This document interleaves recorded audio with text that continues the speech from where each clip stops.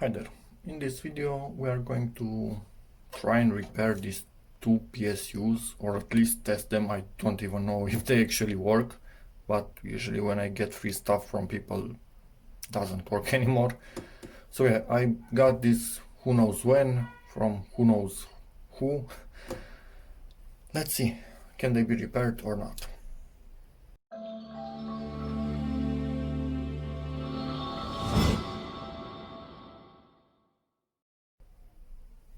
Okay, so this is an Antec. This is a fairly heavy PSU. Let's see, 380 watts max. So yeah, all this, but should still work in an older system as a decent PSU. And this is like a feather compared to the other one. And let's see how much they lie. Oh yeah, 435 watts. Yeah, really?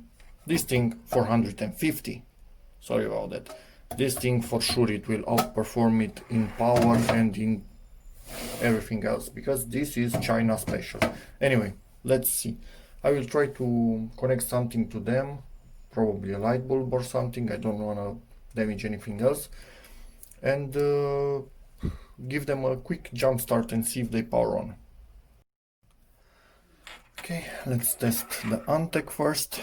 Where is the CPU power? Here is the CPU power. This is a 21 watt 12 volt car light bulb. I'm just going to stick the wires in here. They hopefully do make contact. If they don't, we'll see about that later. And to jumpstart a computer power supply. Yeah, that stayed a lot in there. Okay, I will deal with it a bit later. You need to short the green wire to any of the black wires.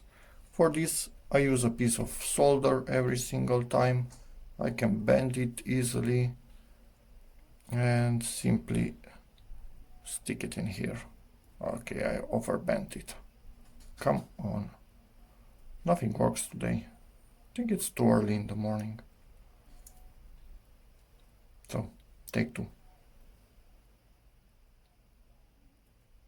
And it's in there, hopefully. Is it? Yeah, it's in there. So now this power supply, when I plug it in, should start directly. So let me try and get some power from Molex. Same thing, 12 volts, so we don't care about that. Let's bend this particular wire so it fits snugly inside that Molex. Snugly, I said. Not doesn't fit at all. Fit. Okay. First one in. Second wire in the negative. We don't care about polarity. It's a car light bulb.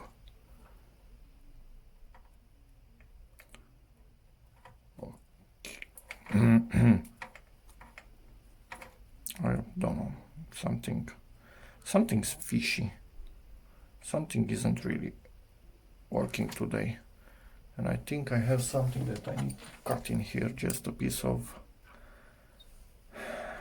this yeah, this wire, weirdly enough. Well, that's better. Let's see now. Come on, plug this thing in. As you can see, it's set to 0, so it's off. Oh, everything fell down, because why wouldn't it? You can see the bulb. I'm giving it power from the socket, and now from here. Doesn't even try to power on. Okay, this is Gansky. Well, at least now I know why I have this one. Yeah, there are some power supplies that will not power on unless they sense a load on every rail, not on 12 volt. I don't think that's the case here because this doesn't make a single noise. So most likely a fuse blown or something in the mains area of this thing. So yeah, next I will do the same with the other one and see what we get. This one doesn't have a power switch on it. I think it's the really old style that you actually gave power to the monitor from it. Anyway, whatever.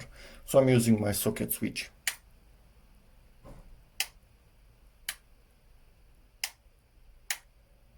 I heard a quick transformer noise. So I don't think this has a blown fuse. Might have really bad caps in it. Anyway, no fan movement, nothing whatsoever. But I heard something. Or that it might have been just the caps loading. Anyway, whatever. Let's see. This PSU has had a hard life, as you can see. But weirdly enough, it's actually still sealed.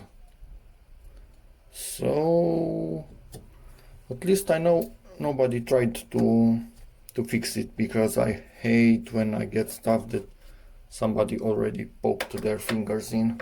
Makes things way more difficult. Okay, let us see what we get in here. I actually do like opening brand name power supplies. They are not, I don't know, Antec. I doubt Antec makes their own power supplies. There are a few companies in China and maybe somewhere else, but in China for sure, that make power supplies for almost everybody. So anyway, but when there's a brand name on it, you know that it's better quality than a no name. So yeah, I like working on this. You can feel it better built when you open it and take a look. Okay, huge choke in here, but up until now, normally what I'm expecting to see really bad caps in this area, but I see none of that, which is good and bad at the same time, because that is an easy fix. I see a fuse somewhere, come on, somewhere deep in there. So I'm going to take out my multimeter and check that particular fuse, because if that's not the problem, might have an issue, because I don't see anything obviously wrong with it. So let me get into fuse checking mode. And yeah, this was plugged in recently. Consider it having a charge in the caps, so be careful on what you touch. Let's give this fuse a bell. And nothing.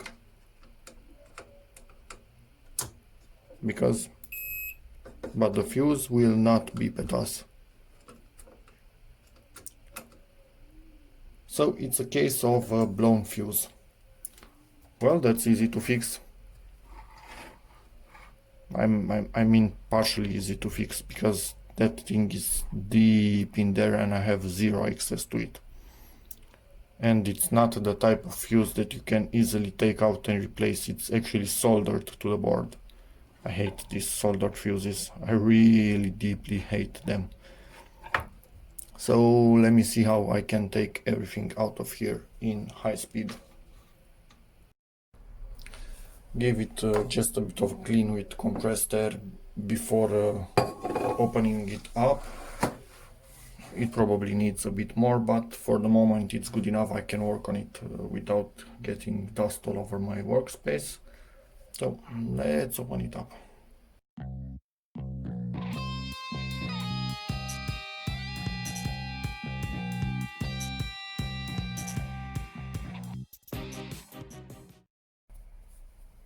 Now this is a nice power supply. As you could see, I could barely get it out of there, so they used every millimeter of available space. This has a temperature sensor right here, so the fan is temperature controlled.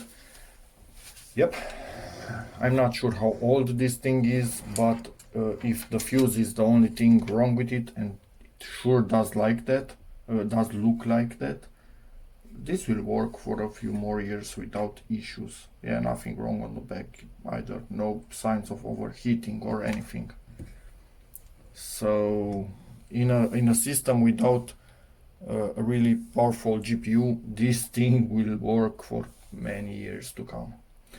So let's unsolder this thing right here and see what is its rating.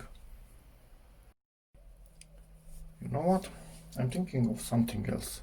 I might actually crack this thing and force it out of these ends. Let me try and show you. These are crimped onto the ends of the fuse. I don't think they are soldered or something like that. They are just crimped. So if I can crack the middle of it and squish these ends which are part of the fuse, then this remains empty. So I can put a new fuse in there and just push these things onto the new fuse so they will latch in place. And then I would just put a bit of solder here, a bit of solder here to make sure that nothing moves. And that should be okay, because I do not have one of these pass-through board fuses. So yeah, anyway, let's see what I can do. Sorry, I didn't film that. I was not sure if I can do it. Covered the area a bit and use these huge cutting pliers to crack it, and now make sure I don't get this sand everywhere. Okay, at this point we are good.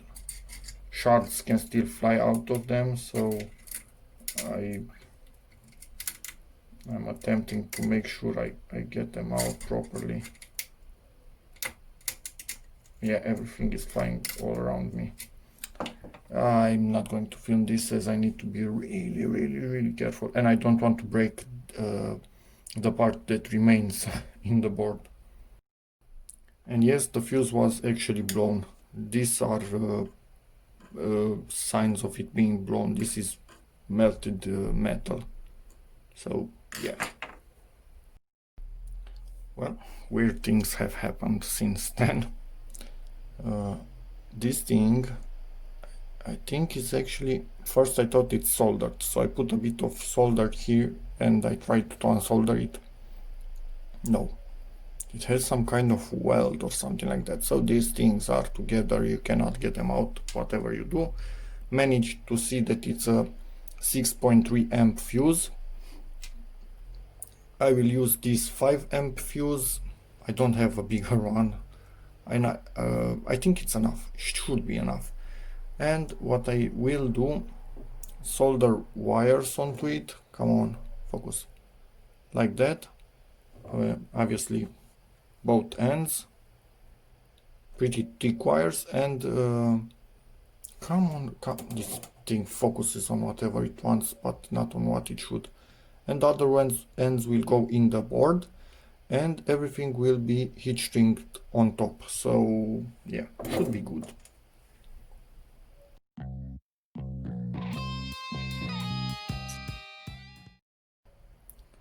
Okay, fuse is ready.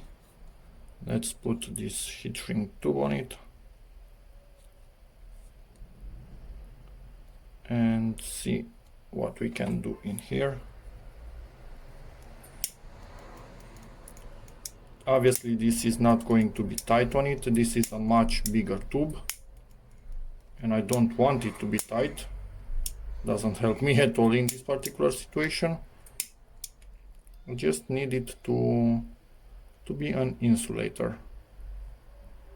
And as these tubes go, I've seen that if you don't get them that tight, they seem to be a bit thicker and more resilient. Is that the word? Anyway, so in my book, yeah, let's heat up this end a bit more once again so I can actually bend it. In my book, this is good enough and insulated. So these things will go into the board itself, and there they will be soldered right there. And if you are thinking, but this is 220 volts, quite exposed. Yeah, you know, we do have 220 volts quite exposed in this area, so yeah, you know, I think very good.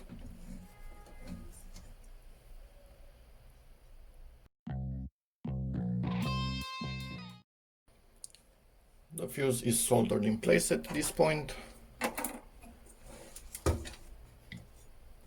and it's good to go. So let's put everything back together and hope it doesn't blow in the first second, but we will see. So everything is back together. As you can see, I kept these zip ties just so everything is in original position. You can see our fuse right there in the middle, having zero issues with clearance with anything. So it's impossible for it to touch anything that it shouldn't. Yeah, at this point, screws are in, everything is in. I'm just going to put back the cover on it and give it a power on. Everything connected, we are plugged in, and that is on the on position, and I'm going to use the switch in my socket. We might hear a loud bang or might hear the fan. And nothing. Did it just blow up?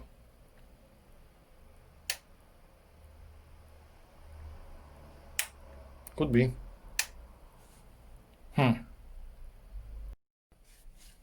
Yeah, something else happened.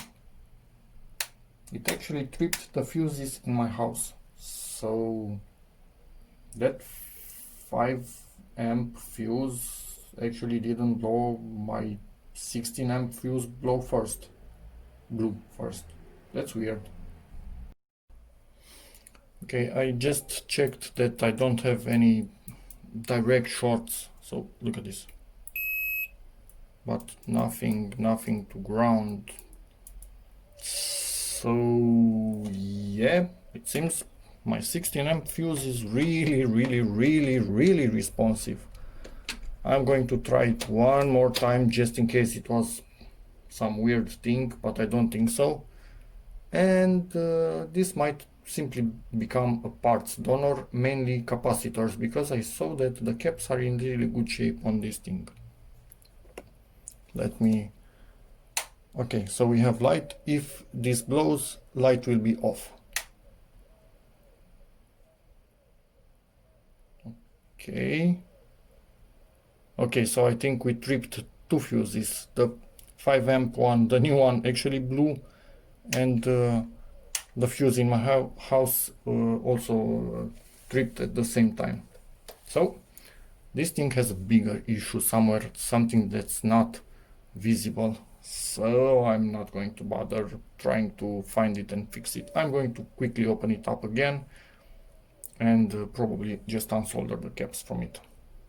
And maybe put them in the crappy Chinese. No. You know what? I think our diode bridge, this thing right here, is actually blown. I am on continuity mode with my multimeter, and this is positive and this is negative, and they are dead shorted. And that obviously should not be the case. We should have over 1000 ohms, I think. So yikes. Let's unsolder it, check again the continuity, maybe something else is shorting this down the line. But if the short disappears and it's on the diode bridge, I think I'm going to replace that. Hopefully I have something beefy enough. Although this looks a bit overkill to me, so I'm not sure what's up with that. Normally they are quite smaller on the PSUs. Anyway, this will not be fun because it has... Or you know what? I'm going to simply cut the legs below the board, because it's much easier than trying to desolder. and they are huge. So if I need to solder it and reuse, if it's good and I will reuse it on something else, I still have huge legs to reuse it. Yep, cutting. Okay, so this is removed and still a dead short, so I'm not really sure what's happening here. Maybe a transformer or something else is shorted, nothing that looks obviously burnt or something like that. So in my book, with my knowledge and I don't know, the experience that I have and how much I know how to repair this thing, which is not a lot, sadly, it's not worth it for me to try and fix it. And let's see our fuse. Yes, we have, oh, maybe this should be on. We have blown the new fuse, obviously, because we have a dead short somewhere. I am expecting it to have a fairly low resistance on the input here, but not that short. So this thing becomes a parts donor. Some huge chokes, which I will just take the ferrite from in them. Biggest capacitor, another choke right here. This board with the sensor, I need to see at what voltage it's powered on. So this is able to control that fan depending on the temperature of a heatsink. So this can be used in any project. Lots of caps. I'm not sure, ST. I have no idea what brand it is, but they are not bulging, so they must be at least decent quality. Anyway, I am going to get a bunch of things out of here. Obviously some screws, I always keep the screws, and bunch of wires for various projects. So let's get to undoing this thing in high speed, and this is already out. I'm going to, let's measure it. I'm going to try and show you that it shouldn't beep on the positive and negative directly, and it doesn't. So yeah, that's doing as it should. And as you can see, maybe they're fairly high resistance in there. So although this thing doesn't seem to be reacting really nicely, these two are okay, but on these two, so even this might actually be blown. Normally we should have some resistance between minus and plus, but we don't. I'm not sure if it's because it's such a big one, although it shouldn't actually matter. It's just about current handling. So not sure if I will keep this one, because it might not be good and I might keep it and then think something else it's actually not working. So yeah, only the aluminum and the screw itself. That's that.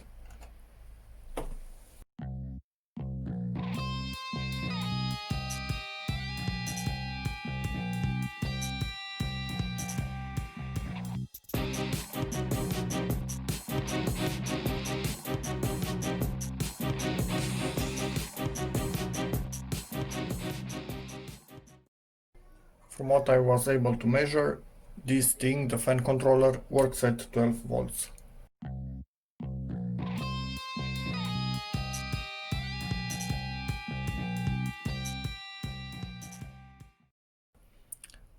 Yeah, this is taking like forever, and it's taking that much exactly because this thing is quite good quality. So the wires were thick, the ground plane is quite thick, and yeah, you saw me cutting all the wires. I'm trying to stop them from wicking away the temperature that my soldering iron provides.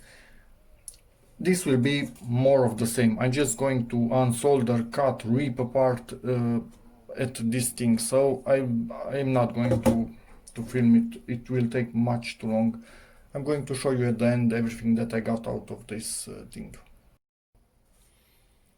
So This is what I saved from that PSU. Somebody else could save other things. This is what I find useful. These ferrite beads, or how are they beads? Oh, I don't know, toroids, circles, whatever, and rods. I have somebody that buys these things from me. So yeah, when I tear down something, I keep them, and from time to time I call him and he comes and gets them. So yeah, whatever.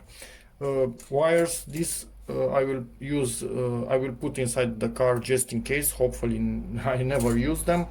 They are really good. You can bend them with your hand, and back in the day when I was a kid, you could fix a car with just a piece of wire and some pliers. So yeah, today not so much at all. Anyway, this temperature controlled fan, I think it's a 12 volt, don't quote me, some capacitors, a switch, as always, how do you call this, screws. Yeah, this is some silicone thermally conductive stuff that was on the heatsinks. This thing, I will keep it, the diode bridge, and actually test it when I need to use it. If it works, okay, if not, throw it away. And just 3 resistors, because they are bigger, they have more power handling than standard resistors, whatever. And bunch of wires for my projects. So yeah, this is what remains from the first PSU and this ground connector. Let's get to the second one. Hopefully that one can be repaired, although it's a cheap no-name, and you will see a difference in number of components in that thing and how beefy they are. Look at these things, they are huge. In that thing, probably the biggest one, if we are lucky, will be at the level of this. So yeah, anyway, let's get to it.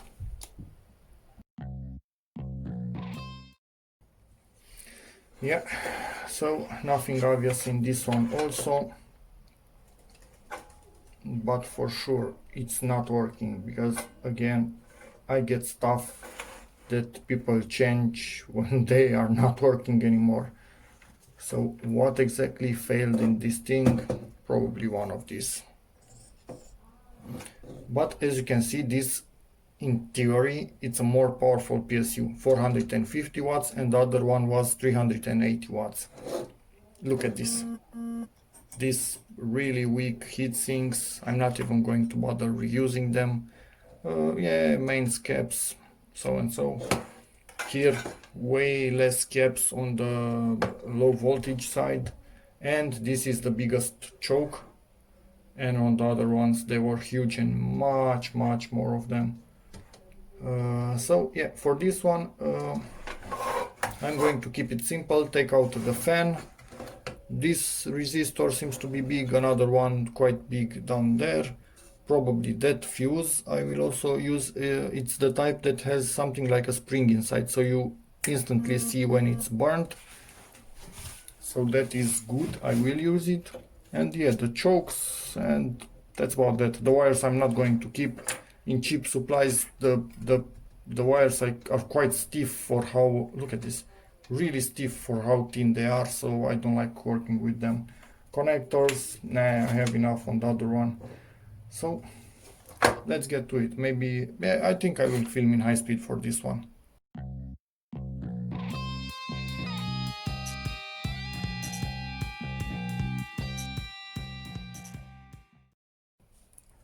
Did you see how I was able to get this capacitor out? Well, this is the kind of power supply that can burn your house down. Let me try and get another one for you the same way. Not sure if it will work again, but at least I will try.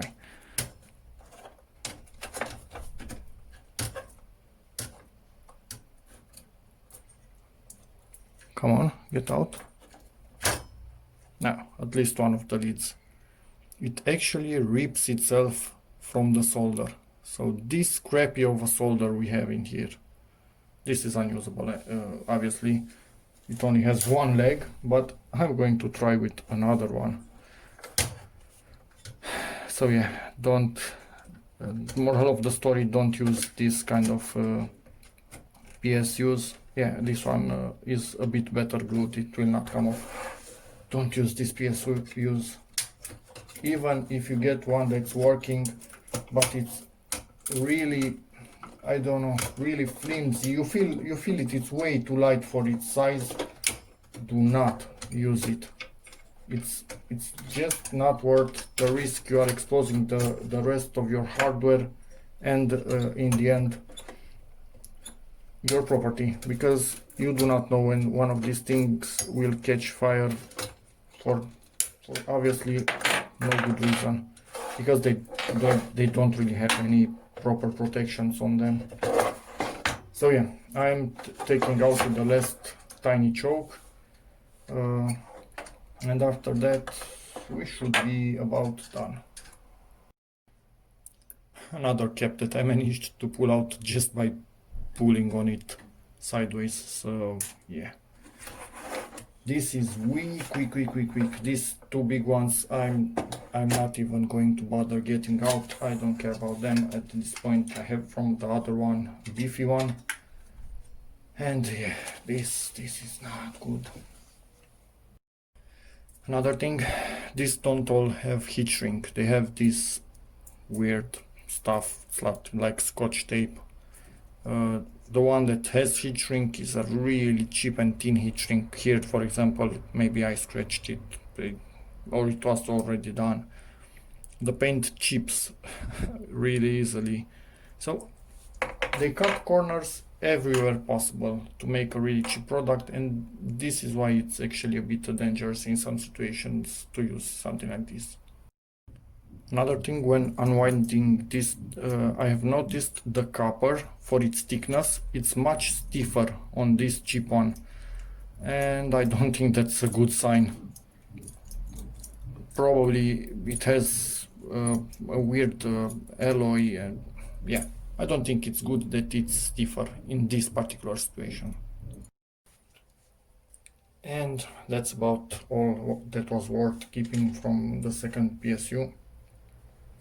Cheap, no name Chinese one. And yeah, you do the math. Is it worth it risking lots of stuff with the PSU this week or not? I think not. Anyway, this video ended up really weird, but yeah, got a bunch of things from two PSUs. The most interesting being this one, temperature controlled independent fan, which is quite awesome. And yeah, as always, see you in the next one, and bye.